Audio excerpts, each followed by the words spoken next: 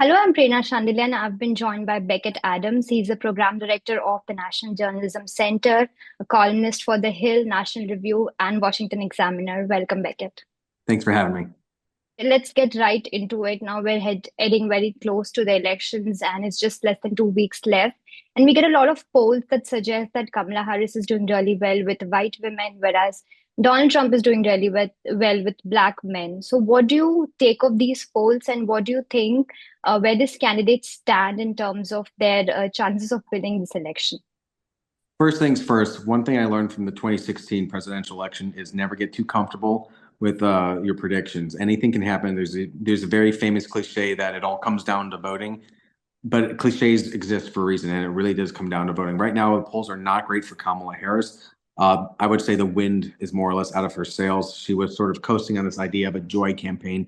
It's not there anymore. At this point, and this has been a huge problem for her throughout the election, is that she's been relatively substance free. It's been very much sort of vibes based, as the millennials say. It's been very much a sort of feeling motivated campaign. Again, they've really sort of leaned into this joy idea. But then when people sit her down and try to, pin her down on the specifics of policy, she doesn't offer up a lot of details. She doesn't offer up a lot of specifics. She falls back on two main things. One being, I'm not Donald Trump. And the second point being much, much less forcefully, I'm not Joe Biden.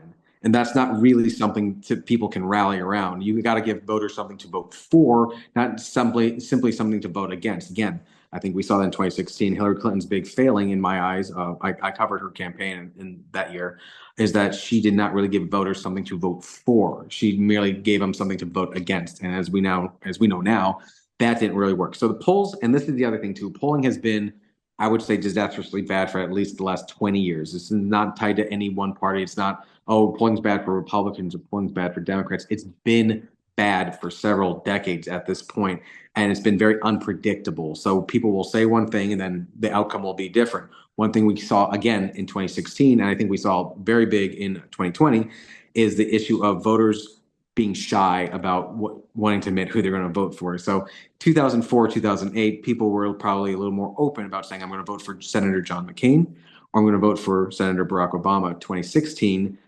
when you're being told every day that Donald Trump is literal Adolf Hitler, a lot of people were really shy about saying to a perfect stranger on the phone, I'm voting for literal Hitler. So you had issues where polling was off, where people were not revealing what their actual preferences were. There was one polling firm, here's a fun little anecdote. There's one polling firm in 2016 that actually got very close to predicting correctly that Trump was going to win the election and by which margins he was going to win it by. And they actually had a trick, which is when they called to poll people, instead of asking, who are you planning to vote for, they would ask, who do you think your neighbor is planning to vote for?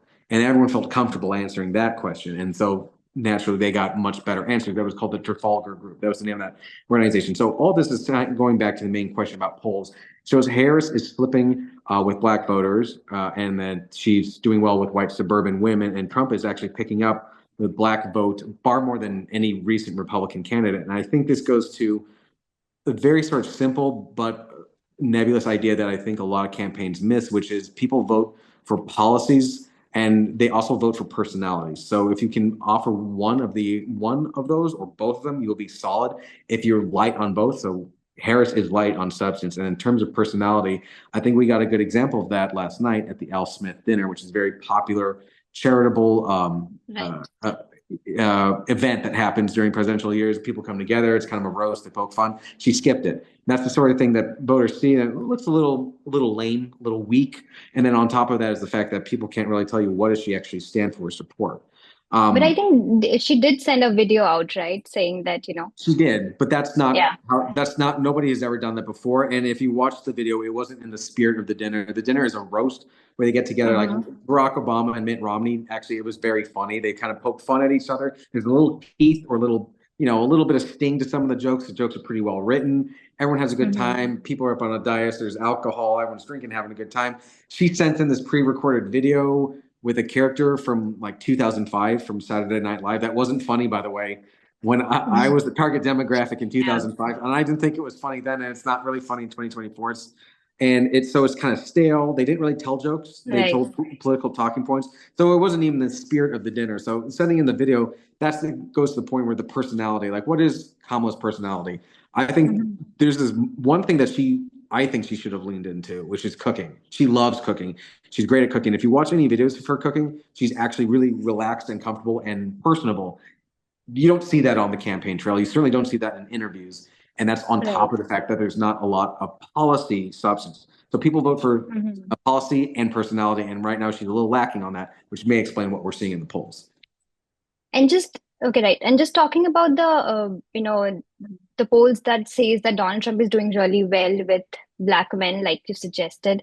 Do you think somewhere the Obama effect is diminishing, or is it something to do with Kamala Harris that they don't want to vote, or what is it? I think it's three things. One is Jimmy Carville, is an old school, sort of infamous Democratic strategist in the 1990s, coined the famous phrase, "It's the economy, stupid." And it gets to a very simple idea, which is, again, people vote with their pocketbooks. They care about their income, they care about their standard of living, they care about eating and feeding their family.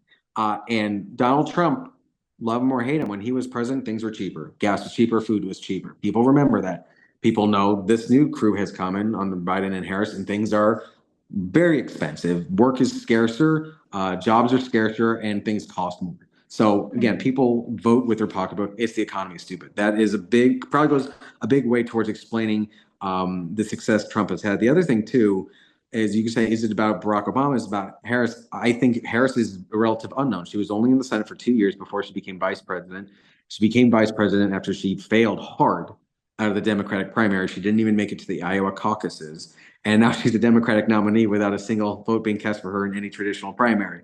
People don't really know a lot about her. She talks a little bit about Mhm. her work as a district attorney in California, but that's not really a story that your average voter knows a lot about. She's still kind of a question mark to a lot of people.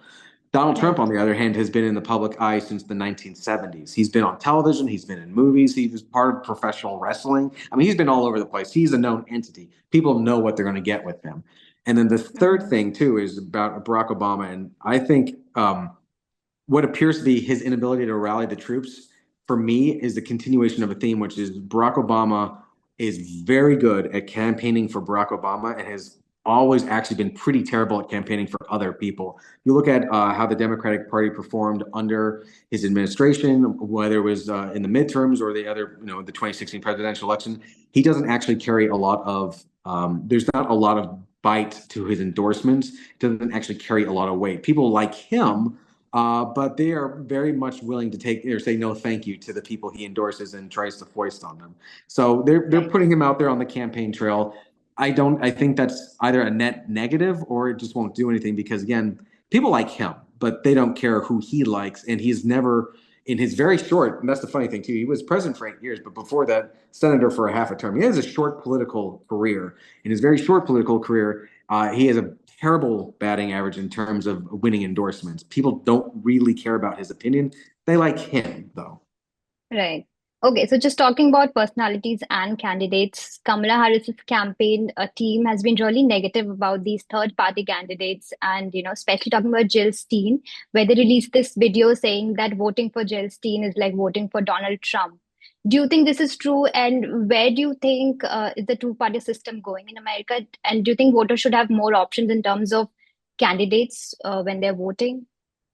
All right, I'll take the first part first. No, voting for Jill Stein is not voting for Donald Trump. That's an old argument a lot of people use, which is if you don't vote for my candidate, you are clearly voting for their candidate. It's like no, a vote for not someone isn't necessarily a vote for another person. I don't buy that by not voting for Kamala, you are then thereby voting for Trump.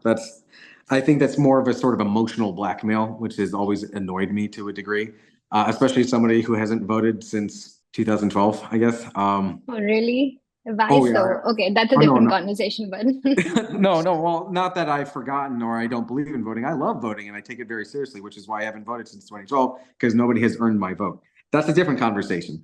No, voting for her is not the same thing as voting for Trump, first of all. Secondly, what is really interesting about that ad is not the ad itself, it's the subtext of the ad. The fact that they're even talking about Jill Stein tells me that they are worried and scrambling. It'd be the equivalent of George W. Bush running ads against Ralph Nader in 2008 or pardon me, 2000 or 2004.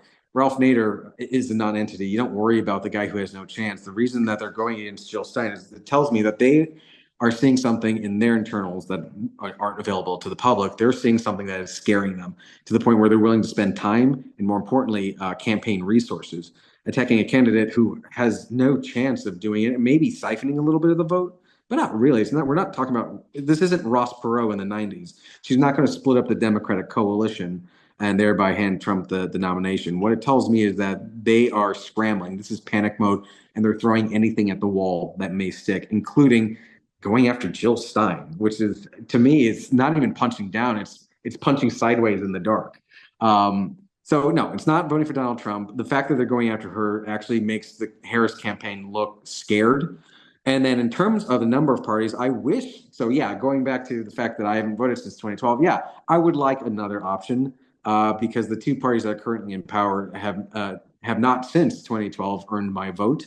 I am dismayed that these are the candidates that we have. This is the third election in a row where neither party has offered me a person that I believe deserves or takes seriously the responsibility. So it might be nice to have a third option. I don't know when it's going to happen. There used to be several options in the Right. United States back in the day, but along the lines, the two parties sort of siphoned enough power onto themselves that a third party run hasn't been a realistic thing, gosh, since the 1930s or the 1940s. Mhm. I would like another option, though. Yes, I don't know how that happens, though. Not with the power and the influence and the money that these two parties have. Okay, so sticking to the two parties that we have right now, Donald Trump's immigration policies, it talks about mass deportation. So, what do you think? Do you think legal immigrants should also be worried about this mass deportation because some of them are major taxpayers and are highly skilled workers? What do you think of this policy? If I were a legal or an illegal immigrant, it would make sense to be worried. I would not. I would not. What's the word I'm looking for? Ridicule either one for being worried because you don't know. This is the thing with Donald Trump that actually we saw a lot under George W., which they called it cowboy diplomacy, and it worked well for foreign policy because countries like China and Russia kind of would sit back because they're not sure what this guy's going to do because he's kind of a cowboy. We don't know if he's kind of crazy or will go off half cocked.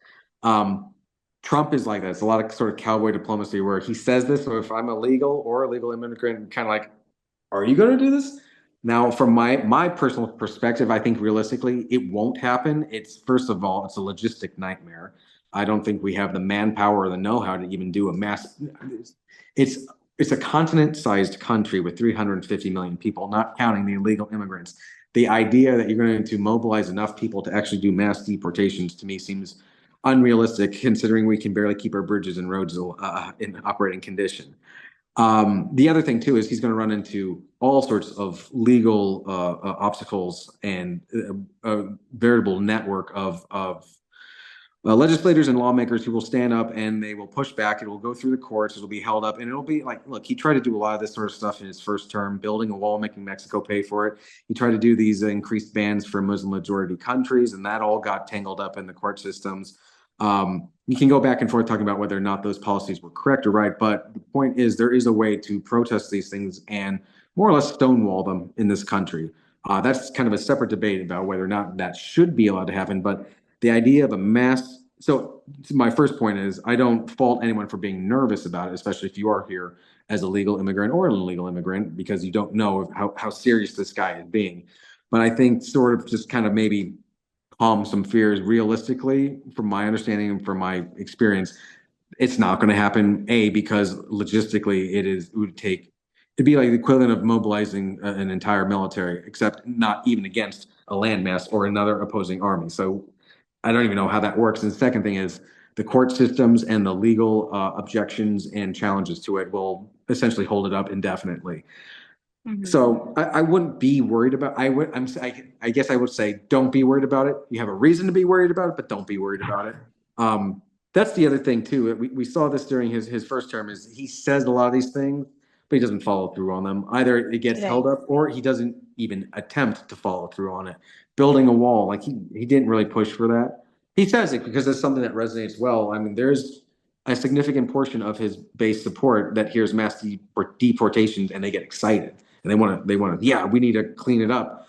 We need to XYZ, but whether or not that can realistically happen, and this is the thing. This is the sort of unexciting truth about Donald Trump. That's it's so unexciting. It doesn't get you book deals or booked on television.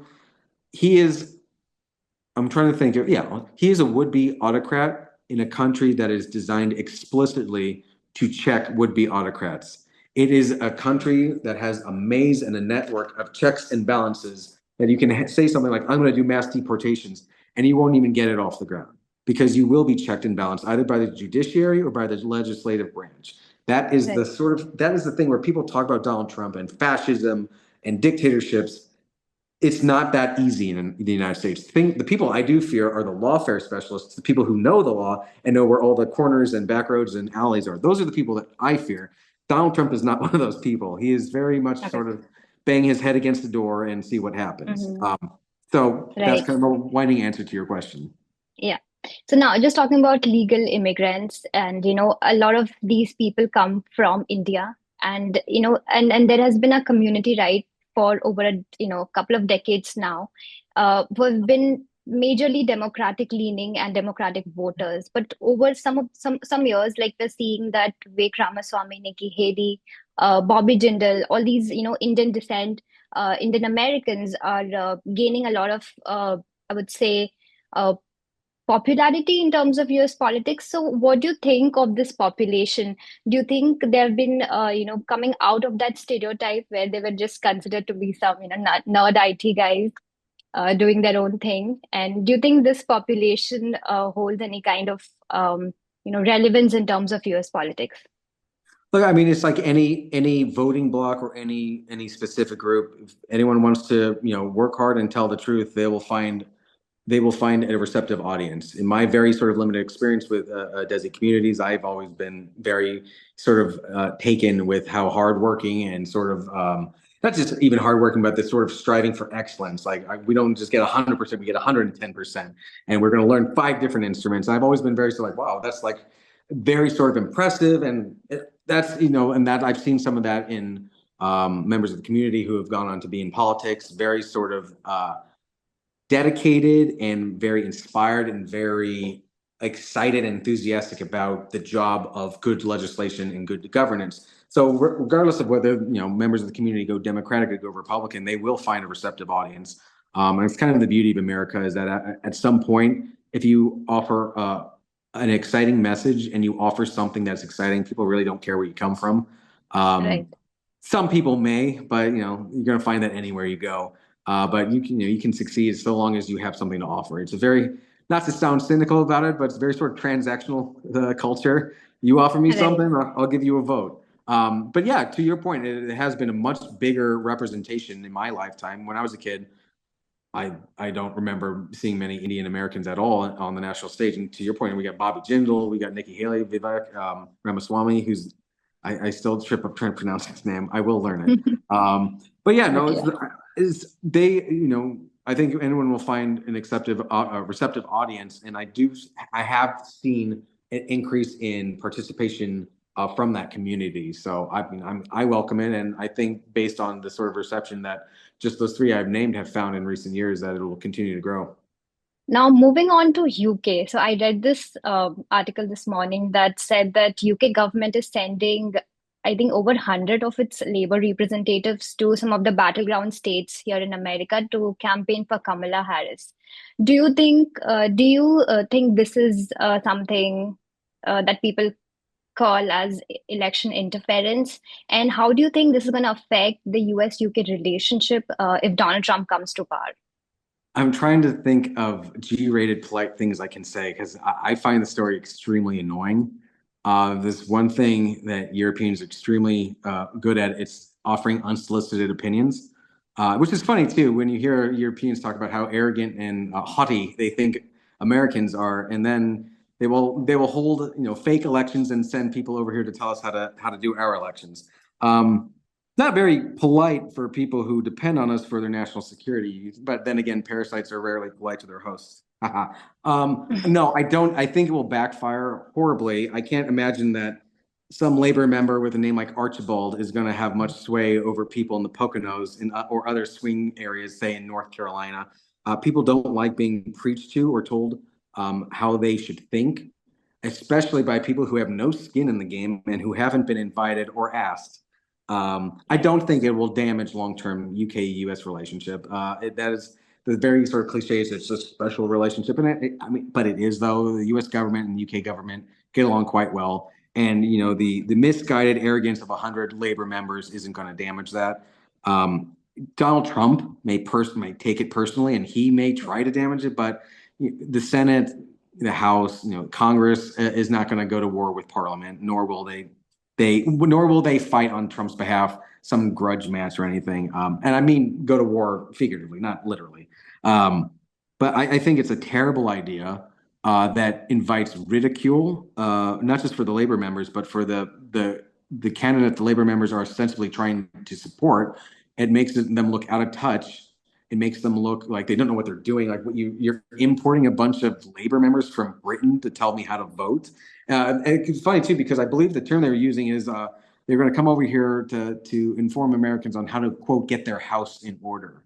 And I was like, get your house in order from, oh, thank you.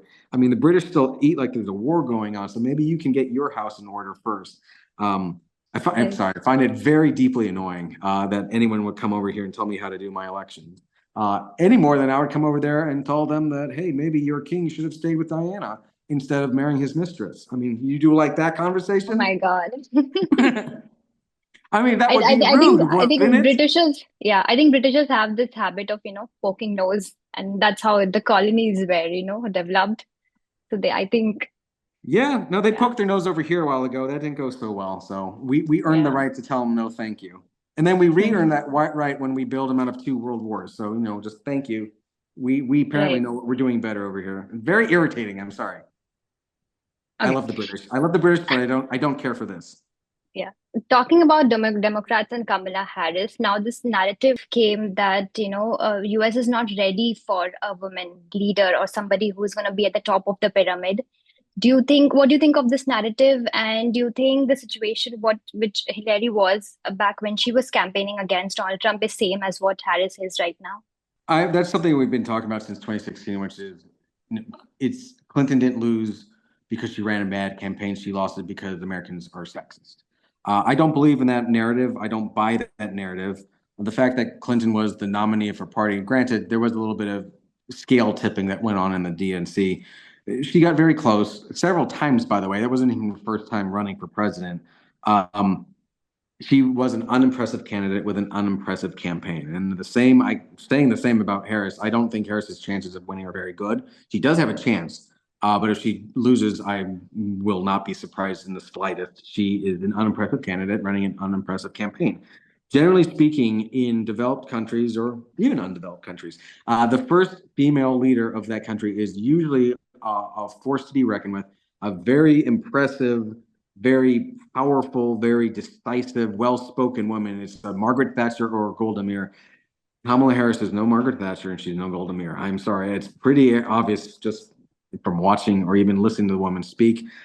She doesn't have any sort of animating principle. If you tell me, if I were to ask you to explain to me what is the Kamala doctrine, I guarantee you would not be able to tell me it. I can tell you what Margaret Thatcher's doctrine was. I can tell you about Golda Meir's doctrine. There is nothing to Kamala Harris except for a person who wants to win an election. That's her main thing. Hillary, on the other hand, there was at least something there, but her message was so bad and so warped and so uninspiring. It is unsurprising that she lost. She was the very rare presidential candidate who, instead of saying vote for me because this is what I can do for you, her message was here's what you can do for me. For a while, Right. her campaign slogan was make her story, not history, her story, as in we owe it to her to vote for her because she wants to be the first woman president. That's not a message. You're not getting, what do I get out of it? I'm sorry. Again, it's transactional. Voters expect something. What are you going to do for me? What's in it for me? And Hillary never said that. What did Trump say? He said he was going to make this country great again for you. That's a good message.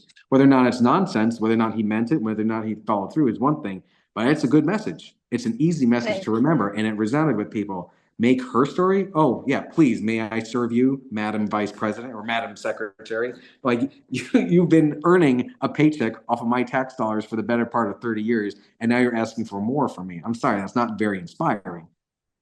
I don't think it's Right. sexism. I think it's there's not a very good candidate there. I think America is ready to vote for a female president. America was ready to vote for a black president in 2008. I think they're ready for America for a female president when that competent and exciting candidate comes along. Right. Okay. That's all the questions I had. Thank you so much for doing this. And it's always so much fun to talk about politics with you. Thank you. Thank you so much for having me. I appreciate it.